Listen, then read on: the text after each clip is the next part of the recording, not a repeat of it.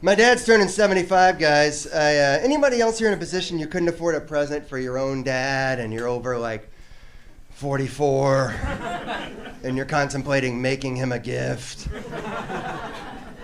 Just like your handprints on a sheet of paper, Cheerio necklace.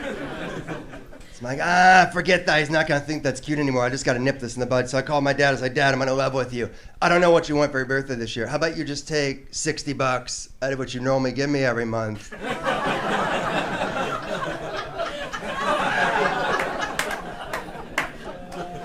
And just take Mom to laser tag, you know. I'm trying to be more progressive. I'm trying to learn from my gay daughter. She said, Mom, sometimes I like girls. And sometimes I like boys. And sometimes I like girls that are boys. And sometimes I like boys that are girls. And sometimes I like people that aren't boys or girls. And I said, stop. I am trying to be supportive. But you sound like a whore. I am half Irish, half French. The Irish half of my family takes their heritage way more seriously than the other half. Like my cousin has an Ireland crest on his forearm. And he talks about Ireland and he calls it the old country, even though he's from New Jersey. And every St. Patrick's Day, he has a big party. And at this past one, he thought he was going to get laid, so he took a Viagra. And it didn't work out well for him. His body had a negative reaction to it, actually. It made him sick, and he had to take Benadryl. And I was like, I don't know, that's kind of cool to know about yourself, that you're so Irish that you're allergic to having a big dick. That's kind of amazing, right? I can tell I'm getting older because I keep having these moments where I'm like, I am turning into my mom.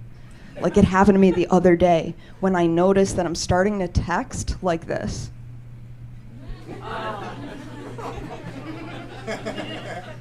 I don't even have vision problems. I'm also totally turning into my dad because now all of a sudden I'm like abandoning everyone I love. I'm like, what the hell? Like, when did I start doing this? You know, it must be hereditary. My dad did leave when I was really little. But for my sake, I try to think about it from a different perspective. Like, yeah, okay, maybe my dad abandoned me. Or maybe I was a toxic baby and my dad has really healthy boundaries. My husband and I, too, we just renovated our kitchen. And I don't know if you've ever done a major home improvement with your spouse, but let me tell you what I learned from this. If divorce lawyers were smart, they would not spend a dime renting office space. They would just stand outside a Home Depot. Just stand outside a Home Depot and wait for couples to walk out. Like, oh, you kids are renovating a kitchen. One of you is going to end up with a beautiful new kitchen. It all started with my dad when I was like 10 years old. Right? I was in an amusement park, and that place was very crowded. So my mom was very worried I'll get lost because I was the youngest. So she kept nagging my dad to take care of me.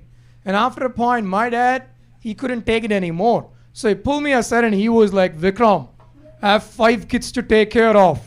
If you go missing, I'm not going to try and find you. And that scarred me for life.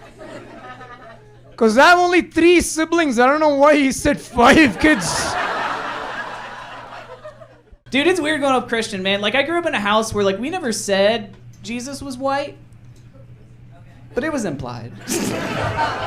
You know, like, there was a lot of velvet paintings of a dude that looked a lot like Jared Leto. It's crazy, dude. I was 17 before I learned he wasn't even American. I was like, wait, who wrote the Constitution then? So when I was 7, my brother was 14. He's babysitting me the entire day, and he tells me we need to have a very important talk. He sits me down, and he's like, Claire, I have something really serious to tell you.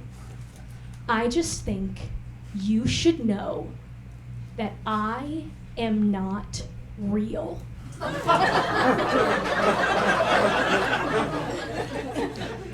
I am just a figment of your imagination. And everyone that we know, everyone that we've ever met, they just go along with it. Because they feel bad that you're 7 and you're already fucking crazy. Yeah, it's ruined every relationship I've ever been in. I'll have a girlfriend be like, Claire, I love you. And I'm like, that's cool if you're real. I hate him, but he is actually here tonight, so it's kind of a special night. Thank you again for coming. And then I had 2 more kids, and I did the right thing. I worked as a doctor, you know, and they're getting older. And when they're in middle school, you know, they're starting to ask me, because I'm a doctor, they said, Dad, you know, I got an algebra test, and I really didn't study for it. Can you write me a doctor's note? You know, I got to do the mile, Dad, and I'm not ready. Can you write me a note? I don't want to go on the field trip. Can you please write me a note? So I did what any good parent who's also a doctor would do. I charged them. It was $25 a note. And they're asking me for all these notes, and I'm writing them, and all of a sudden, where are they getting this money? I only give them $5 a week allowance. And then it dawned on me, they're selling them to the kids in the neighborhood. They're making all kinds of money, and they're not cutting me in. So I cut them off. I went direct to the kids in the neighborhood. I was back home visiting my parents. I found out they started going to a super church. It's a weird experience, yeah. Yeah, because you walk in there, and it's a stadium. And then on stage, there's a Christian rock band with like 5 of the hottest people you've ever seen in your life. And you're like, well, of course they believe in God.